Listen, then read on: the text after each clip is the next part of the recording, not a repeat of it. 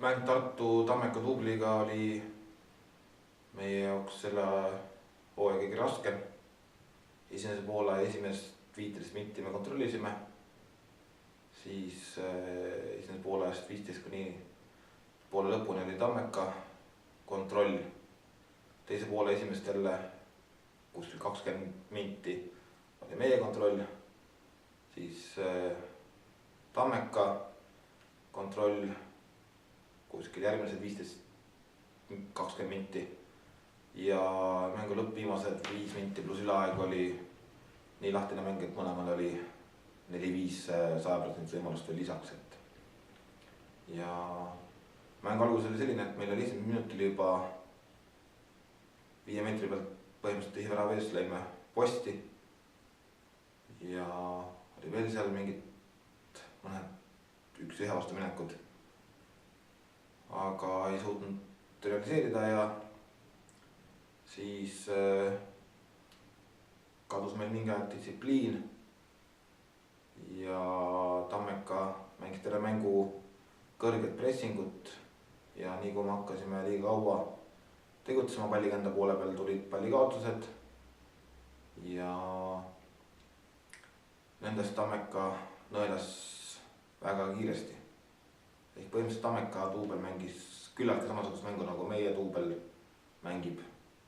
Lihtsalt Tammeka mängijad jooksid ja lõpuni jooksid tohutult palju. Ja nad jaksasid joosta kuni mängu lõpuni. Ja lisaks olime veel mõnel positsioonil väga suures hädas mõne mängija ideaalse meistrilikkuse takistamisega. Mängu seis lõppes 4-2 Tartule. Ma ütlen, Tartu võitis õigustatult mängu. Neil oli oma mängujoonesele olid kogu aeg kindlad, ei mõtelnud taga asju välja ja lahendasid paremini ka rünnakuid. Mõlemal võis olla 10 või mõned võimalused isegi rohkem täiesti kindlad, kus lõime isegi meie tühjast mööda, lõid nemad tühjast mööda. Ja keda enda meeskonnast kiita, siis meil seekord ei ole sellist mängijat, kes oleks mänginud enda võimete täiesti kohaselt või sellest isegi maksimum piiride peal. Et igaüks oleks panna juurde, mõned rohkem, mõned vähem. Ja järgmine mäng on meil alles, kas oli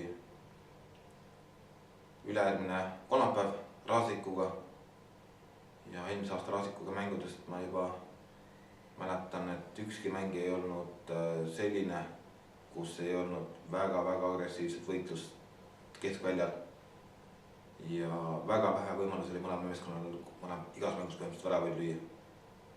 Et meie probleemides on olnud nüüd terve see aasta realiseerimine, see on kõige suurem probleem ja teine on keskvälja agressiivsus, et neid peame suutma selleks mängus parandada, kui me neid ei suuda parandada, siis meil läheb järgmist mängudest ka väga raskeks.